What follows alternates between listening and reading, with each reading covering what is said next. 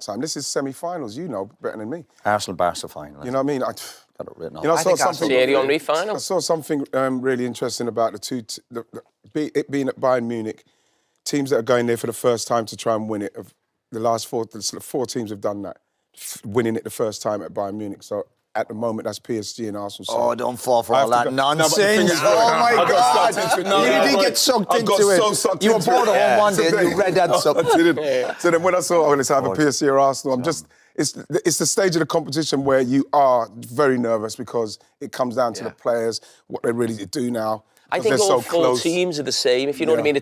You know, sometimes you'd have a Madrid in there or maybe a City or Liverpool in the past where you think, okay, they're almost the favourites. I don't know who are the favourites, but it feels like every Barca be slight favourites, I think. But they're really poor defensively, Barcelona. Yeah.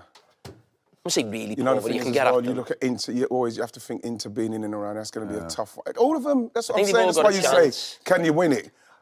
You pray. How crazy were Real against that? Just booting everybody, weren't they? They lost the discipline towards the end. That's when you knew they'd won. What, the start, Nev?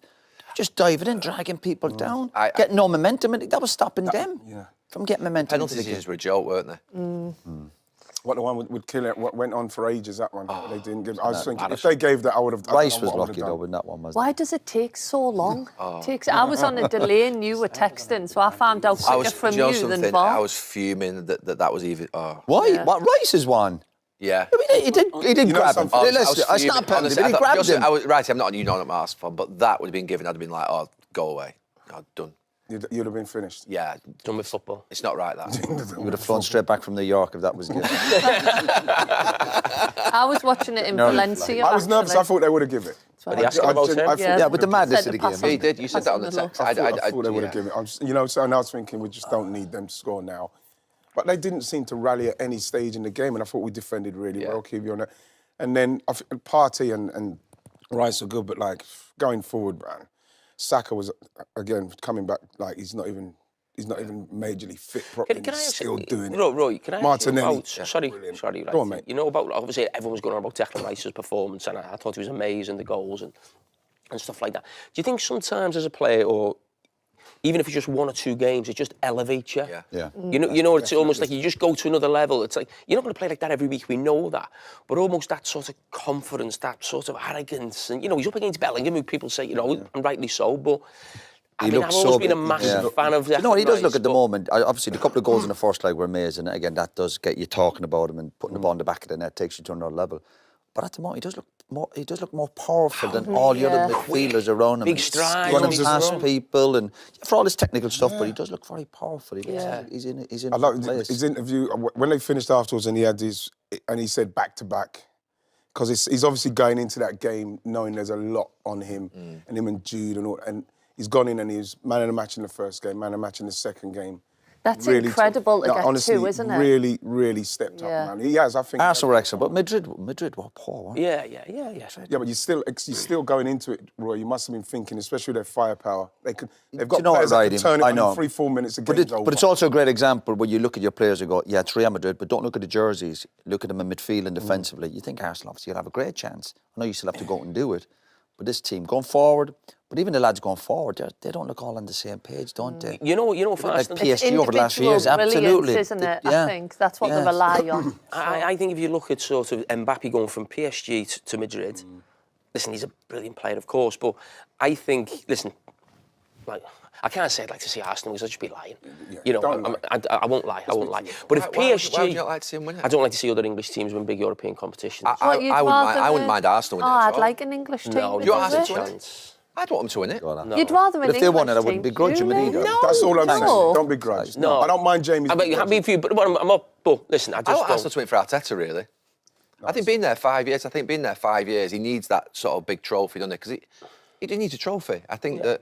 I think he's a brilliant manager. He's done brilliantly well, but we're at that stage where he needs a trophy. But the point I was trying to make is, I think if PSG won it, it's almost good for the game in that they've had like the Messi, the Neymar, the Mbappe, and they've almost come away from that. And not young kids, but young, sort of energetic top players, you know what I mean? But more of a team. And if you're Mbappe and you've gone from that, you leave to go to Real Madrid. You know something? And then they're just all over the place, you know what I mean? Roy, and him going into that game, so he's left the PSG side that people are now saying, we're glad he's gone because we're a team now. Yeah. And he's gone, and, you know, he said, I want to leave because I want to win the Champions League. He goes to Real Madrid, who won it last year.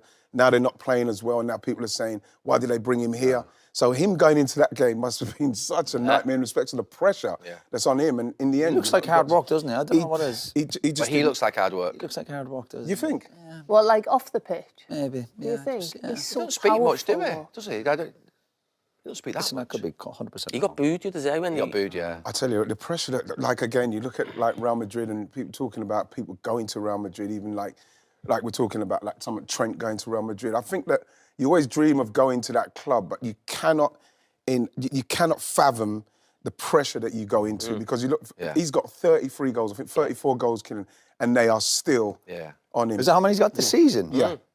And like it's even I was speaking to Thierry. and he's saying even when he was at Barcelona, there's a different. You're held to a different standard. No matter, even if they win 6-1, they'll say, "Well, what are you doing? What you can?" They've got a different pressure when you go there. That's people don't take into consideration. That is just like, I don't know how. I get But scoring all them goals is no good to you if they end up not winning anything, really. Yeah, but the thing is, it's scoring I know, those goals. you They're can only not do so much, I get it. They're not interested because you're coming here. We won it last year. We're not winning it this year. You're to blame. That's how they are. I mean, he still did, when he got the ball at his feet sometimes and goes past people, it's like... So powerful, isn't he? That change of pace It's is absolutely ridiculous. incredible. I thought Saliba had him. I thought because obviously they've grown up together. And again, you look at Mbappe, who is electric. We've seen it. But when you grow up with a player like Saliba, they grow up together, you kind of know him. You kind of feel, well, I don't have that same fear of you like people have. So that bit where he done his skill and he just saw him out, he thought, I felt like he's done that 1,000,000 times to him. So Do you think if Arsenal win the semis, you think they've won it? No, absolutely not. Because like you've got to remember the other team are thinking, right, this is our time as well. It's just, I think once you get to semis, it's about the grit and determination and how much you want it then. I think the winner of that semi-final wins it, I think. I don't know. That would be my prediction. Yamal and Lewandowski. That's a good... It's Barcelona and someone else is a great final, isn't it? Arsenal, PSG. Arsenal's got a good ring to it. Arsenal and Barca. Yeah. 2006. You'll be out your back garden, will you be? What did you say to Will what? you be out your back garden celebrating if they get... You've got to be at the final. Would you go to the final? No, you know what? Something I was saying to people, like, I'd rather watch it at home and be like family, that. I'd rather watch it like especially get thrown out like my own house to celebrate my team. And she's saying, right, well, keep quiet. So that's why I went outside and done it, because like I was jumping in that and then, you know, I was just happy, man. I was just happy, so pleased for him. Like you say, I was pleased for Mikel. Yeah. I think he needs this as well. He does. And that team need it. They need performances against that kind of calibre team, need even though they all didn't the play well. managers So as they can realise, yes, we can, man. Say absolutely everything. It's a huge game next week. Huge game. Arsenal haven't won the Champions League before. They can't win the Premier League. Are you going? No, I'm not going. No, I can't get tickets. Really? No, I can't. Wow. No. Someone said speak to But Carly. I'm one of them side. If I can't I don't go to the games. Yeah. So it's Fair not enough. right that I should be at the game when Arsenal fans who go week in, week out can't get a ticket. Good point, well So made. I would never do. I would never do that. So I'd never do that. Love it. Das week, though. What was that, Boyd? All studying at Leeds. Right. So, but anyway, no. Yeah, half a mind on what's to come. Yeah, 100%. I didn't blame them the other day. I thought, Palace was a hard game as well. Palace had to get themselves back after a couple of bad results and then the Bournemouth game as well. So, yeah, I didn't see anything wrong with it. It all comes down to Tuesday night and the following Wednesday. That is their season in a nutshell. They're going to get in the top 5. They're going to get in the Champions League. That is a shoo-in, in my opinion. Now concentrate on the PSG game. 6 points clear of Man City. Any danger of them being reeled in and not finishing second, or is it? It's You all know about what? the If they go and Champions win the Champions League and they come care. third or fourth, what an unbelievable season that will be, in my opinion. So, but sometimes football changes very quickly. They go and lose to PSG and they start ending up third or fourth in the league. Then all of a sudden, everybody's on top of Arsenal again and going, what a nightmare season this has been. So they've got to be careful. When we look back on this season for Arsenal, obviously dependent on what happens in terms of the Champions League, but when you look at the the sharp decline of Man City this season. OK, things beginning to improve for them at the moment. Will this be viewed as a missed opportunity for Arsenal, given how close they've run City in the last 2 seasons? Yeah, possibly. I mean, I think the injury situation for Arsenal hasn't helped. There's been a few key players missing at big moments. I think when you go back to that, was it Fulham and Everton they maybe drew, just at the turn of the year as well. And I mean, I was always in the mindset Arsenal, because of the way they play, they didn't really need that number 9 as such, that out-and-out goal scorer. I mean, I've sat on here and said it as well, the amount of goals that they scored, I didn't feel as if they needed it, but looking at it now, that has been the Achilles heel of this problem. I mean, we've all played with strikers who, I mean, Merson, when the game's, maybe it's so tight, they will make a difference. They'll score something out of nothing. That's what gets you 3 points and even picks you up a point in the road somewhere. But, for Arsenal, it could be an unbelievable season. You go back through the great Arsenal teams and you speak about doubles, you speak about go through the whole season unbeaten. I think this would top the lot if they win deliver the Champions League. I really do, because it is. I mean, the Premier League, they've done that in the past, but for Arsenal to win the Champions League would be unbelievable. And there's no getting away from it.